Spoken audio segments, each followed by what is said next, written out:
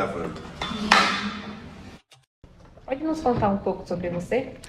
Oi, meu nome é Isabelle. Murilo. Sofia. Heloísa Amaral Rodrigues. Leonardo Toledo. Maria Eduarda. Sou Márcio. Vanessa. Meu nome é Luciano. Tenho 17 anos. 15 anos. Tenho 14 anos. 18 anos. 17 anos. 38 anos. 35 anos. Sou estudante do SENAC, faço cursos extracurriculares. E hoje eu trabalho no SENAC Jabaquara como inspetor de aluno. Sou estudante do SENAC e eu faço técnico em ADM. Eu gosto de jogar futebol. Eu sou um menino normal, assim, tenho poucos amigos, moro com a minha mãe. Gosto de jogar videogame e gosto de ouvir música. Estou no 3º ano do ensino médio técnico. Faço teatro já há uns 2 anos. Luto. Eu luto Muay Thai há mais ou menos em torno de 1 ano. Gosto bastante de ler. Eu curto bastante animais também, esporte físico. Trabalho no SENAC há 8 anos, atualmente com o ensino médio, e fora daqui gosto muito de teatro, cinema, shows, curto tudo que tem a ver com cultura preta, então eu tô muito inserida nesse meio, né, da cultura preta, de quilombos, de aquilombar-se, essa sou eu. Eu sou professor aqui do SENAC Jabaquara, leciono administração para os cursos do ensino médio, para o primeiro e para o segundo ano, né? Recursos humanos no primeiro ano e logística e finanças no segundo ano. Eu estou há 4 anos aqui, mas eu tenho uma experiência aí de cerca de 15 anos na docência. Em que tipo de ambiente você cresceu? Cidade, bairro, comunidade? Eu cresci numa periferia e num lar muito amoroso, posso dizer assim. Eu cresci num ambiente familiar muito bom e também eu cresci na Vila Mariana, onde os bairros são... É um bairro bom, com pouca violência, não tem muita violência. Eu sou uma mina periférica, então eu nasci na Brasilândia, periferia da Zona Norte. Minha família toda, né, de lá, então eu nasci, fui criada lá e atualmente eu moro no Jaraguá, que também é uma periferia da Zona Norte. No campo. Trabalho no campo com meus pais, a partir de 9 anos de idade. Cresci em um ambiente rodeado de pessoas brancas, porque eu sempre estudei em escola particular, mas dentro de casa eu sempre tive um bom convívio, uma boa relação assim com os meus pais. Nasci e cresci ali na Pedreira. Eu nasci no Rio de Janeiro, não na capital, nasci em Cabo Frio. Eu me mudei pra cá, pra São Paulo, com 4 anos. E eu cresci numa comunidade bem grande, porque eu sou uma pessoa religiosa, então eu tenho uma comunidade religiosa grande. Eu cresci ali pelo lado da Vila Santa Catarina, desde quando eu me conheço por gente aí, sempre fui criado pela minha mãe. Eu cresci na São Paulo, capital, num bairro chamado Vila Mariana. Eu nasci na Zona Sul de São Paulo, né? Embora hoje eu more na Zona Leste, na região da Vila Matilde. Eu nasci num bairro chamado Jardim São Bernardo, que é um bairro ali na região do Grajaú. Uma região bastante periférica, bastante simples, né?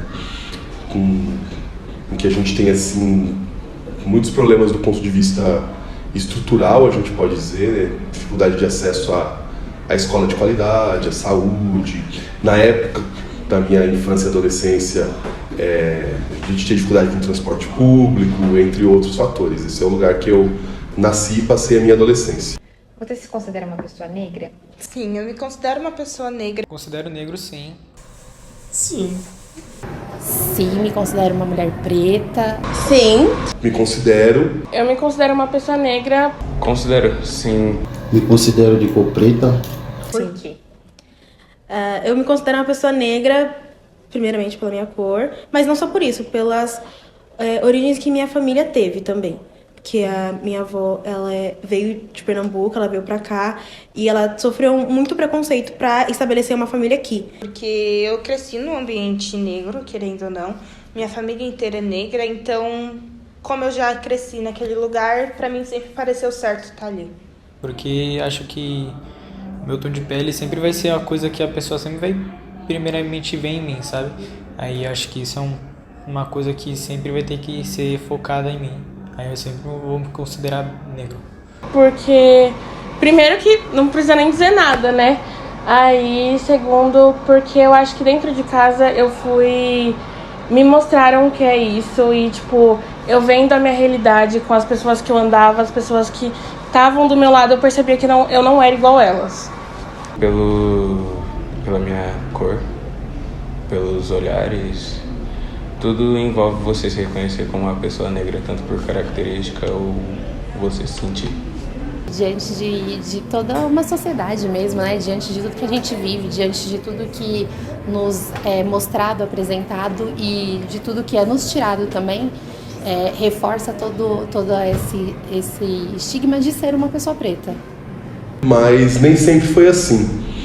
Como eu nasci numa região periférica, né, bem no extremo sul da cidade de São Paulo, a gente não tinha muita presença de pessoas brancas, que a gente entende como brancas hoje, né? A população lá é basicamente composta de pessoas que o IBGE chama de pretas e pardas e muitos descendentes de nordestinos. Então poucas pessoas eram pessoas que a gente conhece como caucasianos hoje. Então essa percepção minha de uma pessoa, me identificar com uma pessoa negra, não foi tão simples, porque as pessoas retintas eram reconhecidas como pessoas pretas, pessoas negras, e as demais pessoas acabavam se identificando como brancas ali no nosso cotidiano da periferia. Essa identificação como pessoa negra foi acontecer mais com o avançar da adolescência, quando eu fui para o mercado de trabalho, porque aí eu entendi que a sociedade me enxergava como uma pessoa negra. Quando o mundo faz essa leitura de você, você acaba fazendo essa leitura de si mesmo. Quando você se reconheceu como uma pessoa negra? Quando me reconheci como uma pessoa negra, acho que quando eu era bem pequeno, assim, sabe? Ocorreu algumas ocasiões que me levaram a ter esse pensamento hoje em dia, sabe? Ocorreu ocasiões dentro da escola, que quando eu percebi que estava acontecendo aquilo, eu falei, caramba, eu sou diferente e agora eu sei o que eu sou, entendeu? Eu me reconheci como uma pessoa preta saindo do ensino médio, entrando na faculdade, quando eu comecei a conhecer alguns movimentos de empoderamento mesmo de pessoas pretas, comecei a conhecer as questões de cotas, comecei a entender alguns movimentos de quilombos, de fortalecimento de pessoas pretas. Então foi aí que eu comecei a de fato me reconhecer como uma pessoa preta dentro de uma sociedade. Desde o meu nascimento, isso já vem dos meus ancestrais aí, eu me considero como uma pessoa preta. Eu acho que foi quando eu comecei a estudar e percebi os problemas que as pessoas negras sofriam, e ali eu percebi que eu sofria da maior parte desses problemas. Desde pequenininho, assim, minha mãe sempre falou que eu era negro, que eu tinha que ter orgulho da minha cor e que eu sou negro, assim. Pra falar a verdade, eu já escutei muitas pessoas, principalmente pessoas pretas de pele clara, falando sobre essa questão de você se reconhecer como pessoa negra em um período da sua vida. Eu sempre me reconheci enquanto pessoa negra, principalmente pela minha família. Minha mãe é branca, meu pai é preto. E os meus pais, eles sempre deixaram muito claro pra mim que eu era uma pessoa preta de pele clara. Então, eu nunca tive dificuldade pra reconhecer isso. Você já enfrentou situações de discriminação racial na sua vida? Se sim, poderia nos contar alguma delas?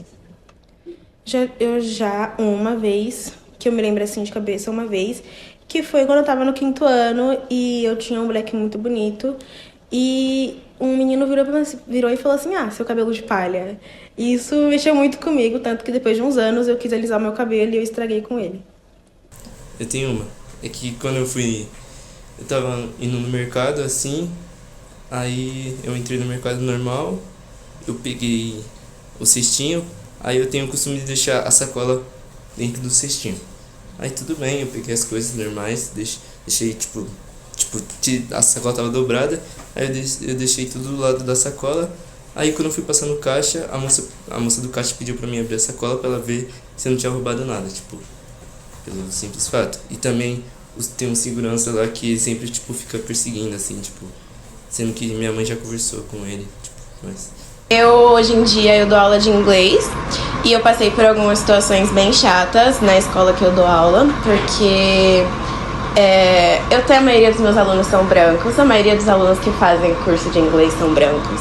E eu escutei comentários racistas já a meu respeito, por exemplo, me chamar de macaca e essas coisas. Acho que isso. No tempo de escola, porque o bullying, antigamente, ele era visto como sinal de fraqueza. Quando a pessoa colocava um apelido em você e você se sentia para baixo, ou seja, triste, eles continuavam com aquela mesma, enfim, sempre te colocando aquele apelido. Aí quando você não se mostrava uma fraqueza, eles paravam. Já, acho que a única que eu sofri foi no trabalho. Por conta da minha cor, ficaram contestando se eu tinha recebido alguma coisa ou não. Enfim, mas no final foi tudo resolvido, a pessoa pediu desculpa. Teve uma vez que tava no shopping, eu, minha mãe e o ex-namorado dela, né? São 3 pessoas negras e a gente tava passeando no shopping e o cara ficou seguindo a gente o tempo todo, tipo... Ele tentou disfarçar, só que não deu pra disfarçar. Minha mãe tava distraída, ela não percebeu. Mas eu percebi, ele ficava seguindo a gente o tempo todo. A gente entrava numa loja, ele ficava na frente da loja. E assim foi o trajeto todo até a gente sair do shopping. Cara, acho que lá pelo 4º aninho, assim, 3º, rolou uma situação bem paia que a professora... Ela achou que eu não saberia fazer tal coisa ali na sala de aula por conta de... Simplesmente o menininho queria falar primeiro que eu. Aí ela sempre deixava o menininho passar na frente. Aí eu nunca conseguia responder. E eu sempre sabia a resposta certa, sabe? Isso não era uma situação tão legal. Aí era uma diferença bem ruim de se ver dentro de uma sala de aula, sabe? E esse menino era branco? Era. Constantemente, várias, né? Eu fiz uma viagem uma vez, fechei uma viagem com uma empresa de viagem e fui para o Nordeste, e dentro dessa viagem tinha um passeio de barco. Então a empresa te pega no hotel muito cedo, te leva para esse passeio, depois você retorna nesse mesmo movimento. Na hora de retornar, a pessoa que estava representando ali essa agência de viagem contou as pessoas no barco, contou de novo, aí ele parou do meu lado e ele falou assim: moça, o barco é só para clientes, não é para... ele não faz translado de morador. Eu falei: mas eu sou cliente, você me buscou no meu hotel às 7 horas da manhã. E eu era a única pessoa preta dentro desse grupo, porque era um grupo, esse grupo, infelizmente, né, enfim, era um grupo formado por pessoas do Rio Grande do Sul que estavam passeando, então eu era a única pessoa preta. E ele achou que eu não fazia parte desse grupo, desse passeio, porque ele achou que eu era moradora e estava querendo voltar com o barco. A gente passa por situações corriqueiras que muitos de vocês devem passar na adolescência, de entrar num supermercado, entrar numa loja e ser perseguido nos corredores, isso é bem comum, né? Já passei por alguns processos seletivos que eu percebi que se o meu cabelo estivesse um pouquinho mais alto, né, não estivesse com a máquina bem raspadinho, nesses processos seletivos para emprego, normalmente eu era recusado nos processos, né, isso já na fase adulta. Mas uma situação que me marcou muito também, eu também sou casado com uma mulher branca, né, minha esposa é branca, e uma vez eu fiquei bastante incomodado. Nós fomos a celebração de bodas de ouro de uma tia-avó da minha esposa. E nós entramos no salão, e todas as pessoas que estavam entrando no salão, os convites não estavam sendo requisitados. E aí quando nos receberam na entrada, por alguma razão eu me distanciei da minha esposa, né? E aí minha esposa e as minhas filhas entraram, cumprimentaram a família, e quando eu fui entrar eu fui barrado e não me deixaram entrar. A minha esposa teve que vir me resgatar na entrada do salão, porque não me permitiram entrar. Os convites não estavam comigo, estavam com a minha esposa. Ela já tinha entrado sem apresentar o convite. Eu fui a única pessoa da festa toda que teve o convite requisitado. Esse fato marcou bastante. doeu bastante?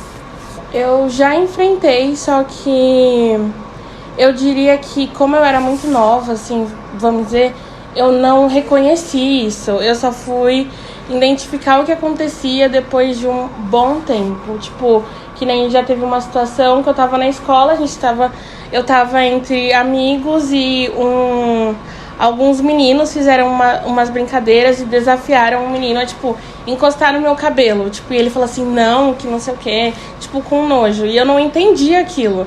Só depois de um bom tempo que eu fui, nossa, era isso que tava acontecendo.